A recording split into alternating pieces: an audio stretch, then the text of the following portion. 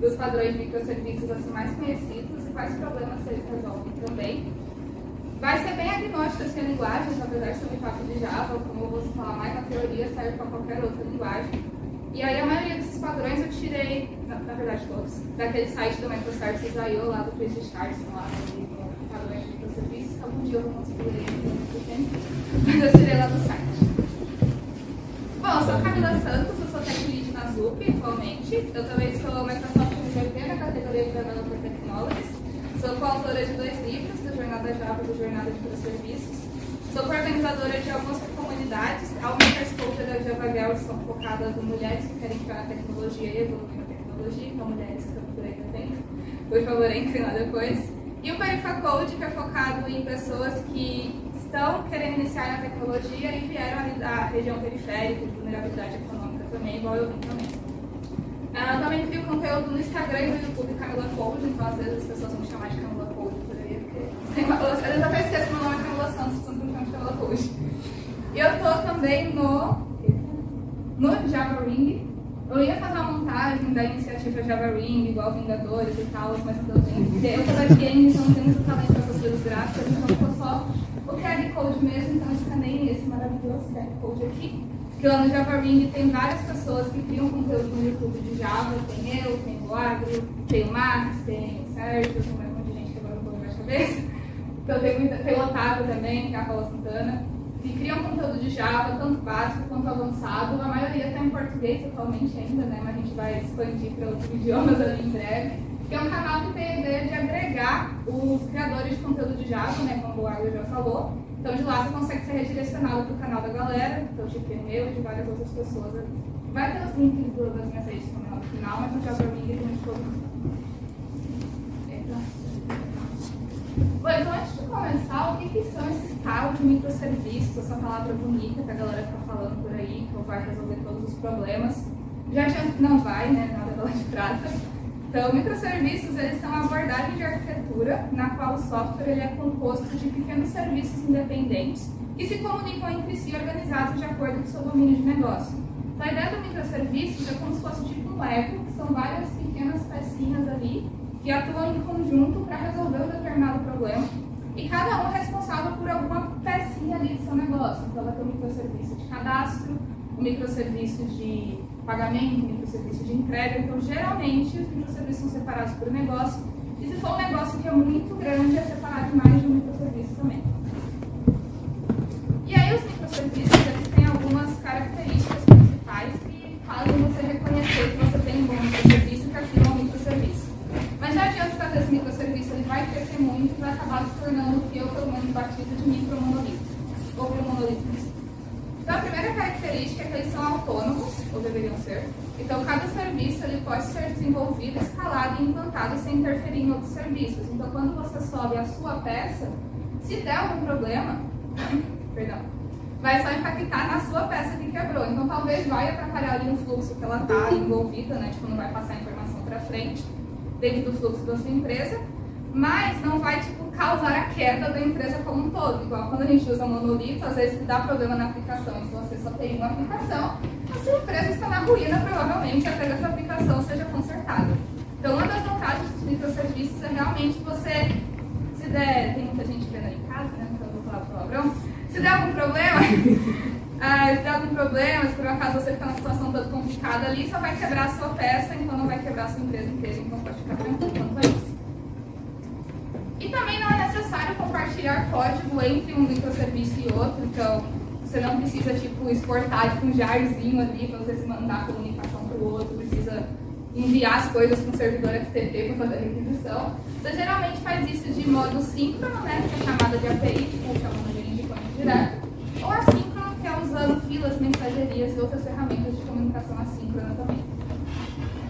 Outra característica do microserviço é que eles são especialistas, então cada serviço é desenhado para resolver, ou pelo menos deveria, um problema específico. Se começa a ser necessário ter outras responsabilidades, é indicado que se crie um novo serviço.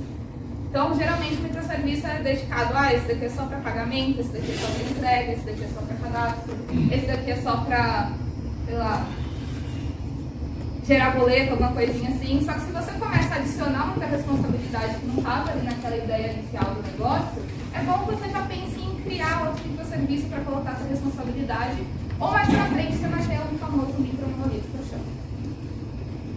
Outra característica dos microserviços, algumas características aqui, elas também servem para monolitos, só que geralmente monolitos é mais difícil delas existir. Então, por exemplo, resiliência. Você pode ter uma aplicação monolítica resiliente, só que considerando que se ela cair, se a empresa toda está numa situação toda complicada, ela é um pouquinho mais difícil de ser considerada tão resiliente. Então, os microserviços, por ser tipo, se dá problema só nenhum, você não vai ter a sua empresa toda em risco, a independência desse serviço, ela aumenta a resiliência a falhas na arquitetura. Então, se tiver algum problema, você vai parar aquele problema. E se você tiver um bom mecanismo de retentativa, vai ficar ali retentando, talvez, até você voltar à alteração, fazer um rollback ali, abrir uma genude, algo do gênero. Esse vídeo você precisa corrigir. E aí, antes de a gente entrar nos padrões, eu trouxe um outro tema aqui que eu gosto muito, que são boas práticas. As boas práticas que eu vou falar aqui, eu tirei tanto da minha experiência, que eu estudo programação desde 2013, ali mais ou menos, tanto desse livro aqui, Microserviços Prontos para Produção, que é da Susan Fowler, que nela ela lista várias checklists, digamos assim, de boas práticas para você ter nos seus microserviços. Então, são coisas que você tem que pensar em ter dentro da sua aplicação antes de falar, beleza, codei, tá pronto, vai para produção, te vira. Só que aí sobe em produção, sobe lá em produção, não tem log, não tem tracing de nada, não tem testes, não tem documentação. Aí quando dá problema, fica só aquele meme que eu esqueci de pôr lá do cachorrinho lá pegando fogo e desfaindo assim ao fundo. Então, um ponto importante quando a gente fala de boas práticas de microserviços é a estabilidade. Então, o microserviço ele pode ser considerado estável quando, durante o desenvolvimento, deploy e inclusão de novas tecnologias, a desativação de serviços não resulta em instabilidade do ecossistema de microserviços que ele faz parte. Então, se der problema novamente, só vai dar problema nele e não vai afetar todo aquele ecossistema. Então, quando eu falo muito ecossistema ou malha de microserviços, é meio que o seu microserviço e todos os microserviços que estão em volta dele. Porque o seu microserviço nunca vai estar sozinho ali no mundo da sua empresa. Provavelmente ele vai se comunicar com o Kafka, com a FilaSQS, com outra aplicação, com a aplicação de um parceiro. Então, a gente tem que deixar ele estável a ponto de que qualquer coisa que eu fizer nele, eu não vou ferrar todos os outros microserviços que estão em volta dele. Outra característica é a confiabilidade. Então, o microserviço ele pode ser considerado confiável quando os outros microserviços daquele sistema podem confiar nele. Então, novamente, os outros microserviços envolvidos têm que confiar que ele vai responder em tempo hábil, que ele vai, sei lá, fazer a consulta no tempo que ele está esperando, sem retornar um timeout. Então, ele tem que ser, assim como uma pessoa confiável, um serviço ali confiável, que vai fazer o que é esperado dele, ou seja, retornar a informação, passar a informação para frente ou alguma coisa que seja esperada. E aí, o que ajuda, né, a gente ter esse microserviço ser considerado confiável ou que ele se torne confiável?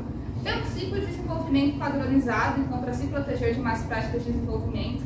Então, cuidar ali de todas as etapas, aí entra o ponto de review também, que é muito importante, para que se você pelo menos tem o código ali já certinho, você pode ter alguns outros problemas, infelizmente sim, porque a nossa vida não é tão fácil assim.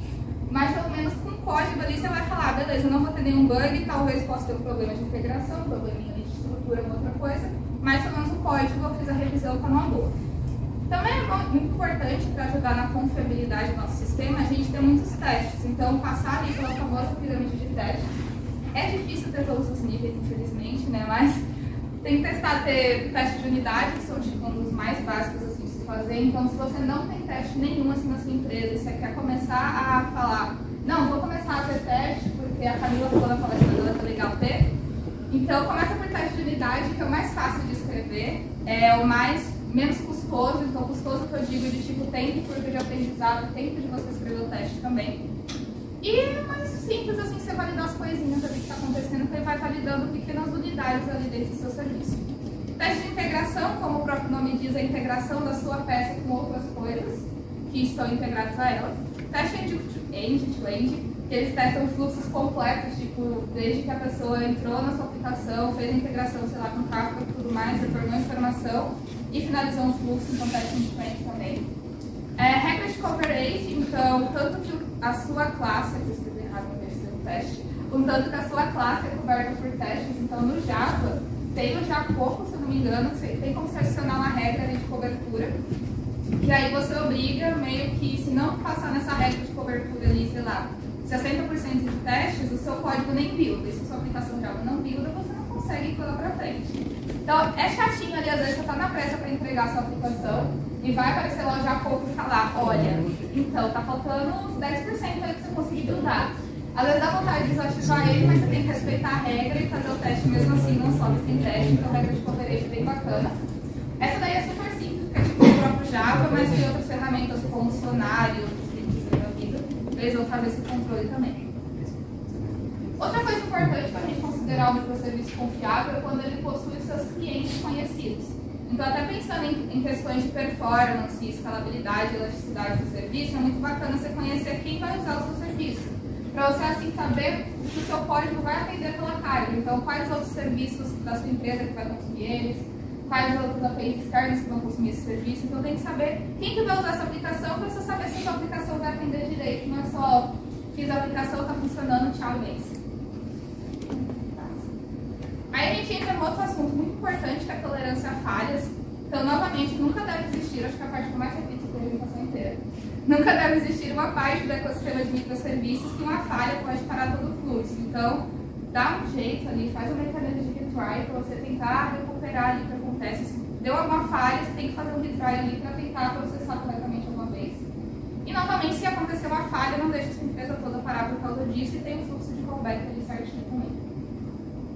Também não deve haver qualquer parte individual dentro da arquitetura de microserviço que possa derrubar o microserviço todo quando ele falhar. Então, se alguma parte, sem ser o seu microserviço, sei lá, da squad que está ali do seu lado falhar também, a falha dele não pode causar a sua falha aqui também.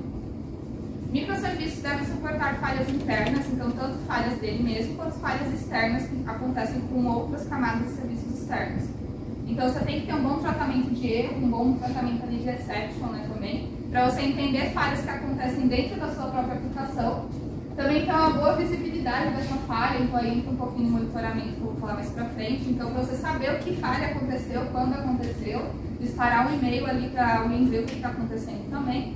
E se você teve algum erro ali de comunicação com algum parceiro, com alguma API externa também, você precisa se proteger desse tipo de falha, para não deixar, sei lá, seu fluxo de pagamento, esse pagamento sumir ali no limbo e não ser processado porque deu falha no serviço que emitiu boleto, sei lá. E o microserviço ele pode ser considerado tolerante a falhas quando ele é testado por meio de teste de carga e teste de caos. Então, teste de carga é quando a gente força uma carga muito alta no nosso microserviço. Então, eu testei meu microserviço local, eu fiz 2 requisições, está funcionando. Mas no dia a dia, provavelmente, a sua empresa não vai ter, tipo, 2 requisições por hora. Então, você tem que testar tipo teste de carga, principalmente quem trabalha com sistemas financeiros, tipo Black Friday, principalmente, a gente faz muito teste de carga. Porque você tem que saber se seu microserviço vai conseguir suportar quando vier aquela pancadaria de requisição. Eu nunca tive que fazer um teste de carga, pessoalmente, geralmente tinha algumas equipes que faziam isso, mas tem algumas ferramentas que eu não vou lembrar o nome agora de cabeça, mas quem quiser depois eu posso passar o nome.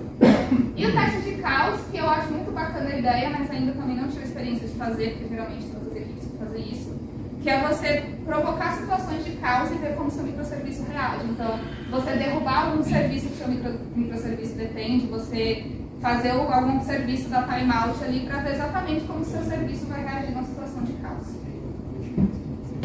Quando também existe um procedimento padrão de tratar incidente dentro da equipe, então se por um acaso deu incidente em produção, vocês não conseguiram fazer o rollback na hora, porque talvez não foi algo que aconteceu assim que você fez a implantação, aconteceu depois, abrir incidente, só que na sua empresa não tem um fluxo de tratamento de incidentes, o incidente ficou tipo no limbo, esperando alguém ter a proatividade de tratar e ninguém tratou. Então, isso não é uma coisa muito legal, então é muito bacana ter um fluxo padrão para tratar incidentes dentro da equipe, para saber quem que vai ser responsável pelo incidente, se vai ter alguma categorização de incidente também, para o incidente não ficar no limbo, e geralmente incidentes só são abertos quando tem tipo, impacto para o cliente, então sempre pensar também no impacto para o cliente. Aí a gente entra na parte de monitoramento, então é possível acompanhar o que está acontecendo e o que já aconteceu nos seus microserviços. Então, com monitoramento, a gente precisa saber os logs ali que estão acontecendo em tempo real e também os acidentes e erros que já aconteceram em algum momento na nossa aplicação. Então, ele pode ser considerado um bom monitoramento quando os logs que tem ali dentro refletem com precisão o status do microserviço. Então, quando o log dentro da sua aplicação, ele realmente está dizendo, eu fiz a requisição ali para o cliente ali com pedido tal. Porque tem gente que às vezes existe a aplicação de log, só que o log é só tipo, passei nessa classe, firmeza, valeu. O que aconteceu ali? Não faço ideia. Então, quando você precisa arrumar um bug em produção, não é esse tipo de log que a gente está esperando achar. A gente quer um log que realmente diga o que aconteceu ali, quando que aconteceu, para a gente conseguir rastrear o que está acontecendo de errado na nossa aplicação.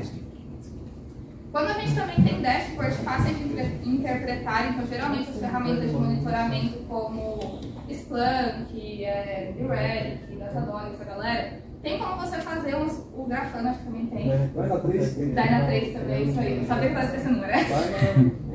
Tem vários assim. O CloudWatch eu acho que não, mas tem gosto de também. Mas é melhor o Dyna, porque o Dyna é de uma classe. Exato. Você consegue pegar negócio que dá mais open source. Isso. Tem tipo os dashboards assim, bacaninhas com o que está acontecendo. Tem as metas. E exatamente, tipo, a classe ali que deu erro, geralmente, dá pra ver quais endpoints que tá tendo a taxa de erro e tudo mais, em vários detalhes. Aí também outra coisa muito importante é ter bons alertas. Então, tipo, é bacana ter os dashes ali do que está acontecendo, a classe que deu erro e tudo mais. Só que, tipo, eu acho que ninguém aqui, pessoa desenvolvedora, pessoa líder técnica, vai ficar o dia todo com o seu dash ali do monitoramento do microserviço olhando. Duvido que alguém faz isso. Então a gente precisa, a gente não tem tempo pra fazer isso também, né, gente? Então a gente precisa ter bons alertas. Então, se deu algum problema, a gente precisa que isso chegue no nosso Teams, no nosso Slack, no nosso Discord, para alguma equipe de sustentação, se tiver, para a gente saber, ó, deu algum probleminha ali, vão lá olhar, atenção, é aí sim você vai lá abrir o dash, porque a gente não vai ficar lendo aquilo ali o dia inteiro, infelizmente, mas tem que ter, né? É legal ter aquelas métricas. E aí também quando os logs não contêm informações sensíveis, informações relevantes. Então é muito importante, desde antes da LGPD, a gente se preocupar com a questão de informações sensíveis nos logs. Então, tipo, não vamos logar token nem dados de cartão de crédito descriptografado, pelo amor de Deus. Então, tipo, muito cuidado com informações sensíveis, que a LGPD ficou mais alta, assim, a régua do que são dados sensíveis, então, tipo, CPF e tudo mais também não pode. E só tem informações relevantes, né? Então, novamente, não seja aquele log, tipo, cheguei na classe de serviço, o que aconteceu? Não faço ideia, mas passei mal. Desculpa o que aconteceu, mas passei na classe de serviço como E aí a gente entra no tópico que eu gosto muito, mas geralmente é um tanto odiado pelas pessoas técnicas, que é a documentação. Então, algumas perguntas que a gente tem que se fazer quando a gente fala de documentação. Então, eu tenho uma documentação ali, eu quero saber se ela é boa. Então, a primeira pergunta é, as pessoas que entram na equipe desse serviço, elas conseguem ter acesso ao histórico de informações, como preparar o ambiente, desenho de arquitetura, dentre outras informações essenciais para o desenvolvimento? Se você respondeu sim, sua documentação está bem boa. Uma equipe que precisa usar esse microserviço, precisa consumir essa API, ela vai entender o papel desse microserviço e o contrato da API só com a documentação? Se você respondeu não para as perguntas anteriores, temos uma má notícia, que a documentação não é boa. Ou você não tem. E aí, quando que a gente considera que o microserviço é bem documentado, né? Quando ele tem a descrição da responsabilidade do microserviço, então às vezes você tem um microserviço que o nome em si já diz, tipo, sei lá, microservice gera boleto. Aí você sabe que o microserviço gera boleto, mas por algum motivo pode ser que o nome não fique tão claro assim. Aí você vai bater o olho lá no código do GitHub, o readme é só aquele initial readme, fica, da hora, por que você faz a aplicação? Não sei. Aí você vai no Confluence da galera, outra ferramenta de documentação, que só tem, tipo, criando documentação ali, a primeira mensagem, e colocaram em construção, que está há 2 anos em construção, não construíram. Também não vai servir para muita coisa aquela documentação, então tem que ter a descrição do que ela está pelo microserviço responsável. A documentação tem que ser atualizada, então não faça a documentação, só quando você cria a aplicação, subiu o primeiro endpoint, está documentado, é isso aí, gente, que vira agora na frente do Magnete. Quando contém um diagrama de arquitetura, então o diagrama de arquitetura é bom que seja da sua aplicação, então tipo, o meu microserviço, como ele se comunica com outras peças da minha empresa, com outros parceiros que eu utilizo externos, como ele se comunica, sei lá, com Kafka, PSQS e tudo mais. Então é bacana ter esse diagrama de arquitetura inteiro e também ter o diagrama de arquitetura a nível do ecossistema de microserviço. Então qual que é o papel daquela pecinha ali, daquele microserviço, daquele pequena unidade ali dentro da sua empresa. Tem o contato das pessoas responsáveis, então se alguém quiser alguma ajuda ali para mexer no microserviço, se deu algum problema em produção, tipo, geral, e aí viram que foi no microserviço tal, você precisa entrar em contato com a empresa, precisa ter um contato de quem resolve, né? Cada vez você vai tipo, ter que olhar no Git e falar, pô, quem fez o último commit? Então essa pessoa aqui, vou lá ligar com ela. Então, tipo, se possível... Aí você descobre que a pessoa saiu da empresa, que era uma pessoa, sei lá, da consultoria que rompeu o contrato. E aí você faz o quê? Você chora. Então, se tiver uma documentação, é bom, é bacana, é legalzinho, que ajuda a gente. Guia de bordo de desenvolvimento, então, tipo, a pessoa vai rodar a aplicação na máquina local. Então, o que ela precisa ter? Tipo, a aplicação Java, principalmente, não é só saponar ali, rodou e pronto, né? A gente tem todo um trampo ali para rodar um projetinho em Java, né? A gente sabe como às vezes é chato.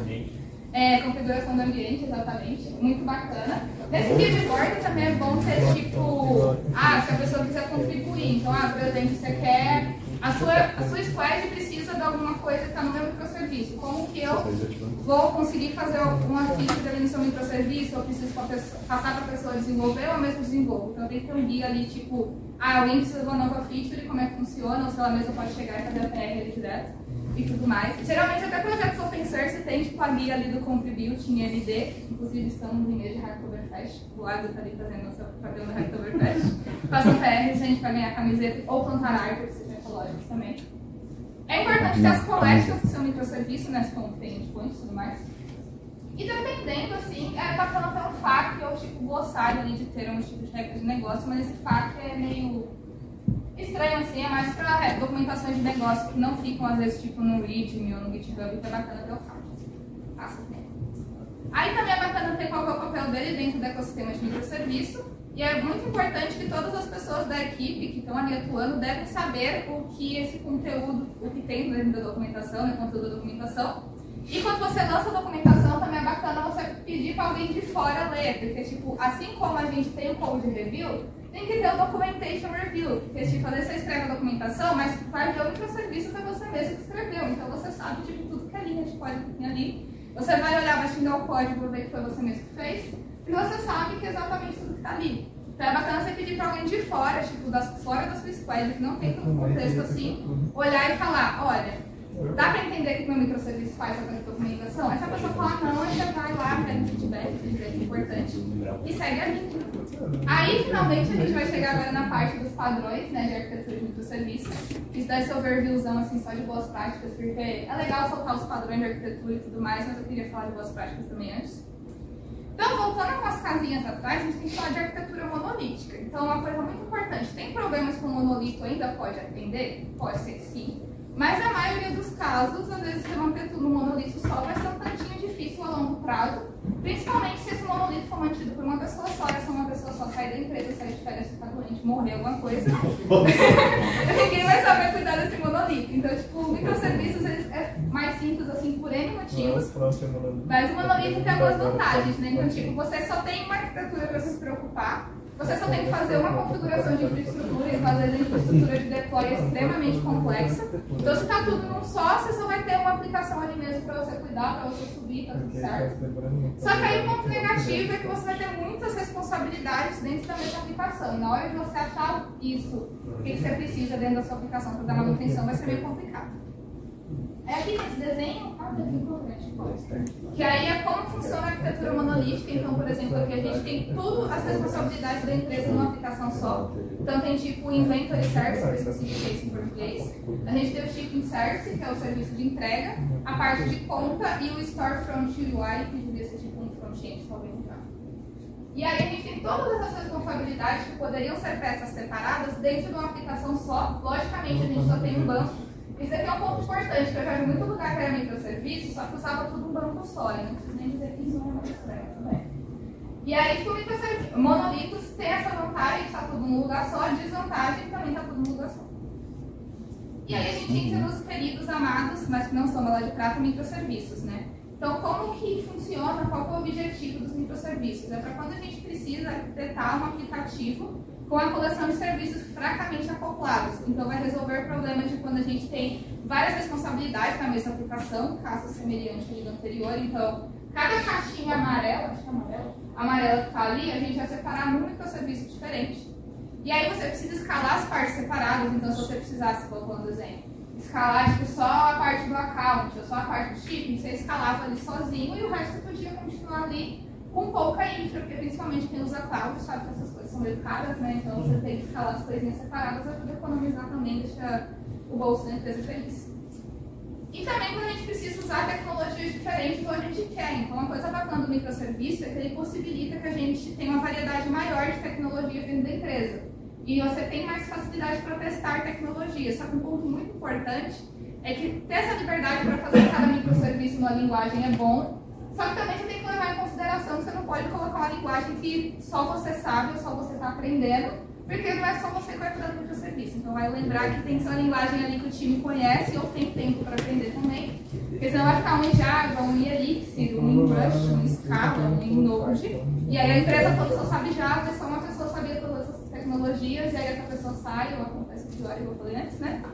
E aí ninguém sabe dar manutenção e acaba tendo que fazer o quê? Um novo microserviço em Java também. E aí, quando a gente tem microserviços, entra praticamente o mesmo desenho, só que agora tudo separado. Então, luzinha?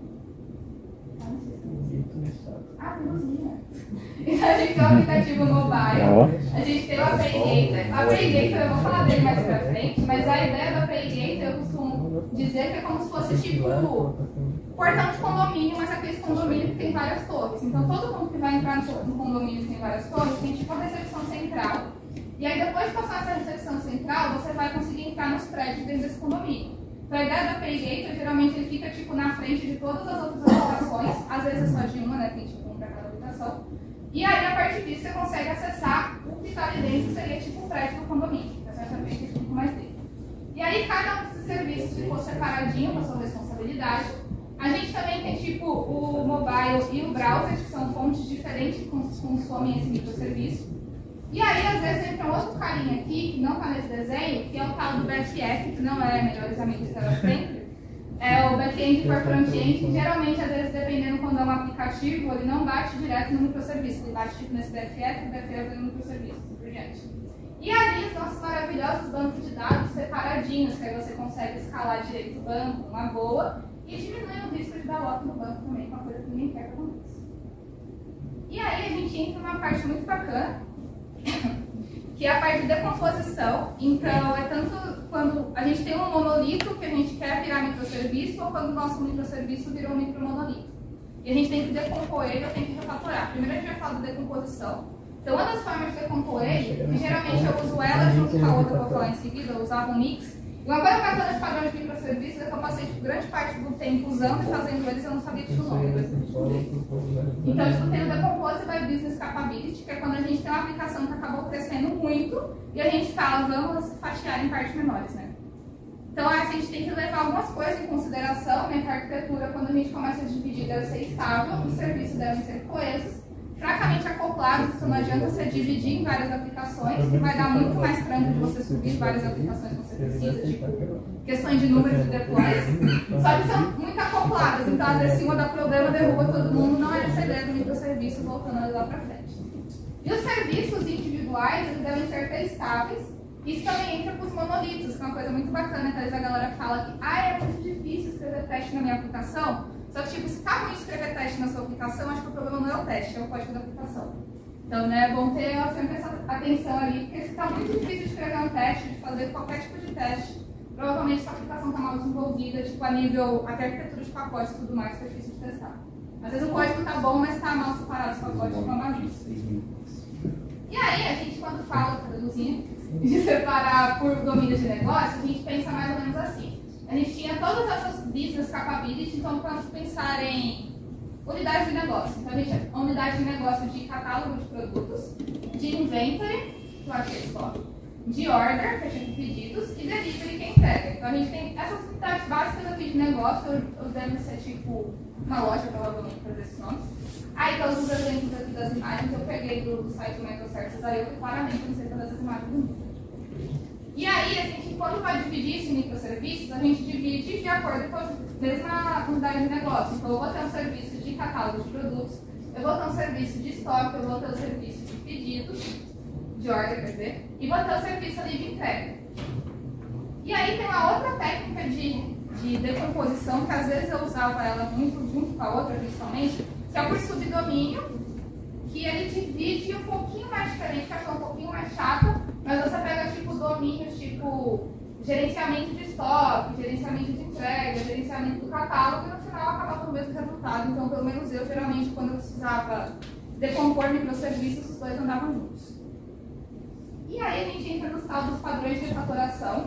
Então, com o tempo, normalmente, tipo, acontece com todo mundo, as aplicações vão crescendo, o código vai ficando um pouco mais confuso e ainda tem um ponto que a gente vai evoluindo tecnicamente. Então, às vezes a gente olha o nosso código de alguns meses atrás, a gente acha feio, nem é porque às vezes a gente fez um código feio. É que nesses 3 meses a gente... às vezes 6, né?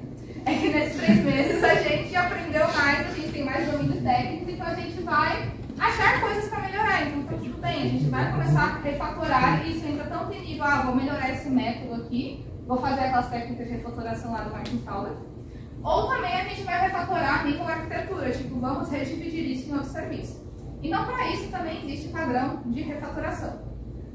Então, a gente tem um padrão que chama Strangler Application, que tradução literal é tipo estrangular a aplicação, é meio estranho, mas tudo bem.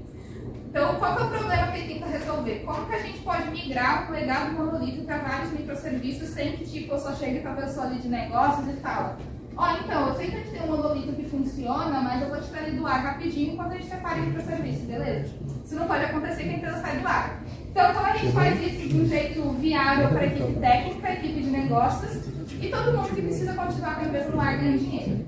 A gente estrangula, é mesmo feio, né, mas enfim, a solução, o microserviço. Então, a gente vai desenvolver uma nova aplicação em volta do anterior para estrangular esse monolito. Então, quando a gente diz estrangular o monolito, é a gente criar os microserviços que precisa e meio que recriando as features que tinha no antigo e aos poucos a gente vai desativando e também criando funcionalidades novas. Vamos ver em desenho que é mais fácil. Então, aqui a gente tem os nossos monolitos, né, no caso aqui eram vários, e aí a gente começa a estrangular esse monolito. Então, por exemplo, nesse monolito aqui tinha a funcionalidade de, sei lá, buscar o CEP da pessoa. Ah, mas eu quero já ter essa funcionalidade no serviço novo. Então, no serviço ali que eu coloquei, por exemplo, entrega, que é responsável por buscar o CEP, eu adiciono essa funcionalidade aqui de buscar CEP no serviço novo. E aí, quando quem consome o monolito fosse chamar o monolito, eu vou colocar meio que um redirecionamento ali para ele começar a chamar o microserviço. Então, isso vai acontecendo com todas as funcionalidades. Então, aos poucos, você vai colocando tudo que estava nesse pouquinho de aplicação aqui separado. É que aqui está indo até mais que um, né? Ainda está legal o cenário, mas às vezes está tudo no só. E aí a gente vai substituindo isso para colocar em várias aplicações e aos poucos vai redirecionando o tráfego da galera para a galera começar a consumir dos microserviços, não do monolito. E aí, Camila, o que acontece quando você substitui tudo ali do monolito? Ele finalmente vai ser morto, então acho que é por isso que chama de padrão de estrangulamento, mas ok. E aí você pode matar ele finalmente, e é muito importante a gente entregar funcionalidades novas, principalmente porque a empresa vai continuar evoluindo, e você não vai querer tipo, colocar coisa nova no monolito que teoricamente você está matando. Então você vai substituindo aos pouquinhos ali, para você ter tudo que tinha antes, mais um pouquinho, uma arquitetura melhor. Aí a gente tem outro padrão, que esse pelo menos eu nunca trabalhei. O anterior do estrangulamento eu já tinha feito isso, mas eu não sabia que tinha um nome para isso, mas eu tinha trabalhado daquele jeito quando eu tive que substituir o monolito com microserviço. Então a gente tem outro padrão que é a camada de anticorrupção. Então para que ele serve, né? Qual é o problema? Quando a gente precisa evitar que o modelo de domínio de um monolito popule o modelo de domínio do novo serviço, e qual é a solução para isso? A gente define uma camada de anticorrupção que se traduz entre os dois modelos de domínio. Esse aqui é um pouquinho mais difícil de entender, até eu às vezes ainda tenho minhas dúvidas. Mas basicamente, a gente tem o serviço, aqui, o monolitão, e a gente tem o banco de dados do monolitão. Aí a gente tem o anticorruption layer, que é como se fosse tipo, vamos chamar de um gateway praticamente, um outro serviço. E aí, meio que para a gente não poluir a informação de um para outro, mas a gente precisa que a informação passe de um para outro, a gente usa uma camada de anticorrupção para passar do microserviço a informação correta e para passar para o monolito. Seria meio que fazer um deparo ali das informações corretamente, só como você precisa. Mas aqui é bem complicadinho, eu nunca cheguei a usar ele na prática, então quem souber depois, quem quiser contribuir com a experiência quem usou ele. E aí a gente tem aqui os padrões de desenvolvimento de microserviços. Então, a gente entra na categoria que mais tem padrões, que é o gerenciamento de dados. Então, em sistemas distribuídos é muito importante a gente garantir a consistência dos dados e que eles estejam com os valores corretos e que nenhum dado se perca no sistema, porque ninguém merece estar lá fazendo sua comprinha no site e a compra simplesmente se perdeu ali no meio dos monolitos quando lindo no termo da sua compra. Então, é bacana que a informação não se perca e que os valores sejam corretos. E aí a gente tem alguns padrões para isso. Um dos mais famosos é o Saga. Eu ainda não tive a oportunidade de trabalhar com Saga. Mas como é que o Saga funciona, né? Ele é meio que um esquema de transações distribuídas. Então, como implementar transações que abrangem serviços, né? A solução é implementar cada transação que abrange vários serviços locais. Então, o Saga é uma sequência de transações locais. E aí, cada transação local vai atualizar o banco de dados, vai publicar uma mensagem ou evento para acionar a próxima transação local da Saga. Caso uma transação local falhe, a Saga vai executar um serviço de rollback e vai voltar ali com todas as transações locais anteriores. Então, ele vai muito naquela ideia do cabelozinho, do two-phase commit, e aí cada serviço que ele passa, meio que tem uma local transaction, ele vai salvando o que aconteceu de cada um, até o final, e se dá erro, ele volta. Só que aí dentro do Saga a gente tem dois tipos de arquitetura Saga, então a gente tem a coreografia, que são decisões distribuídas e cada transação publica eventos que acionam transações locais em outros serviços. Então, mais ou menos, cada serviço ali vai ser responsável por ter seu eventos ali, seu channel de eventos, passar essas informações de um lado para outro e também receber ali suas transações locais, fazer o commit delas, digamos assim. E aí tem a orquestração, que é quando a gente tem um objeto orquestrador total, que ele cuida de todas as transações que existem. Então, nesse caso, a gente vai ter um message broker, provavelmente não pode ficar, porque não colocar o nome. E aí, o Kafka vai ser responsável por gerenciar essas transações locais que tem dentro da aplicação. Esse daqui é um dos mais famosos, mas ele é bem complexozinho, assim, de se entender. Eu ainda não tive a oportunidade de trabalhar com ele, mas é um dos que mais vale a pena estudar. Aí a gente tem o API Composition, que qual que é a ideia dele, né? Qual que é o problema? Como a gente vai implementar consultas ou arquitetura de microserviços? Então aqui, no caso, eu não estou querendo informação cair em microserviços, eu preciso de uma informação, tipo de uma série de campos que está espalhada em vários microserviços. Então eu preciso fazer uma consulta que eu vá em 5 microserviços, mas que eu quero que retorne num só. Então para isso a gente pode usar o API Composition. A ideia do API Composition, vou apontar você para cá agora. Aí, tipo, a ideia do API Composition, a gente tem um lugar que vai disparar a query. E aí a gente tem um serviço que é o API Composer. Esse API Composer ele vai receber a query, que seria vindo de um front-end, de alguma coisa assim. E ele vai buscar o que ele precisa em cada um serviço. Ah, então eu preciso, sei lá, de todas as informações da Camila. Ah, mas nesse serviço A aqui, eu sei que só tem, sei lá, o nome e CPF dela. Nesse daqui que é o endereço e nesse daqui que é a conta bancária. Mas eu preciso dos três. Então ele vai nos três e internamente ele faz lá uns paranauês, faz um deparo das informações e retorna uma única resposta para quem pediu a query. Porque quem pediu a query, o serviço cliente ou a aplicação cliente, ele está pouco se lixando se você vai ter que usar para isso para serviços. Ele só quer a informação que ele precisa. Então a gente usa a API Composer para juntar tudo isso e trazer a informação tudo num lugar só.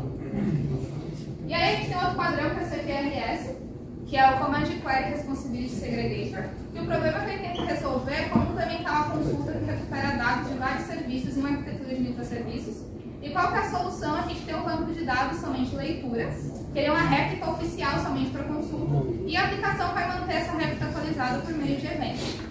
Então, como é que funciona o CQRS?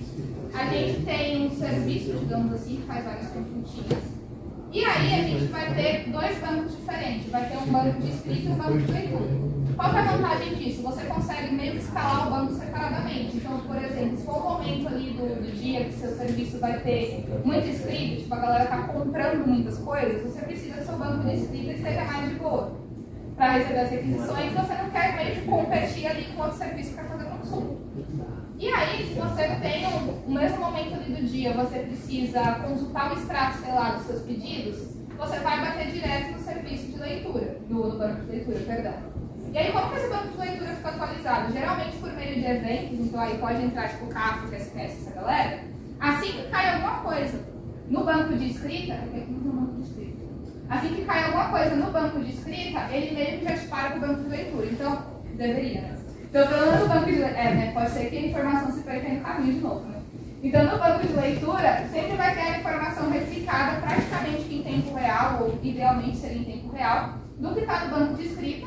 Com isso, você consegue não ter que concorrer tanto ali com várias coisas tentando acontecer no mesmo banco. E também você consegue escalar o banco ali para colocar que ele vai ser mais escrito ou mais leitura também.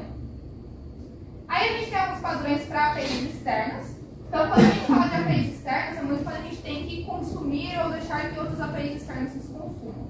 Então, a solução é implementar o famoso API Gateway, que foi o rolê lá do portão de condomínio que eu falei. Então, a gente tem alguns serviços aqui, tipo um app nativo. E aqui a gente tem um tradicional server-side web application. Basicamente é um site. Ele colocou do nome bonito. Aí a gente tem o API Gateway, que como eu falei, ele vai ser o ponto único. Então, tipo, o API Gateway ele só vai ver basicamente. Ele vai literalmente, por exemplo, que eu uso é portaria de condomínio. Porque no API Gateway, geralmente a gente coloca a verificação de segurança, você vai fazer tipo o cara crachar ali, tipo, você tem autorização para entrar aqui mesmo? Beleza, entra, senão tipo vaza. E aí ele vai ver se você tem autorização, se você tem autenticação e autorização, é importante, às vezes você tem permissão, mas não é exatamente o que você está querendo, então às vezes eu tô... também, bem bacana isso. Então, tipo, no API Gate a gente consegue pôr tipo verificação de segurança, às vezes questão de load balancer, tipo, já direciona ali pro serviço para instância, digamos assim, que está mais de boas. Então ele vai fazer todo ali o cara crachar, ver quem pode fazer a requisição, quem não pode. E aí ele vai ver, beleza, você tem autorização e você vai consultar o serviço do produto. Então vai lá, busca seu dado básico. Aí ele vai lá e retorna a informação que ele estava precisando.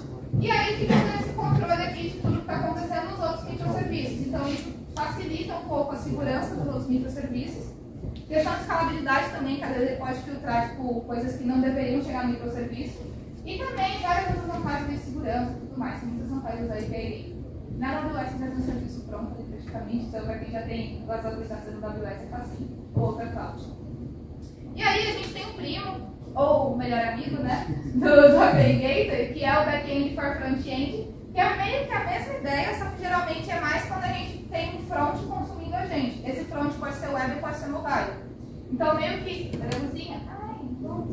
A luzinha. Quando a gente tem algum web, algum mobile, ou alguma aplicação terceira querendo consumir as informações, então, por exemplo, eu tenho uma aplicação web que quer... Virou uma loucura essa seta aqui, muito bom. Uma aplicação web que quer consumir de serviço de catálogo. Eu vou lá, baso nesse web API aqui, que seria um WebApp, e passo para lá.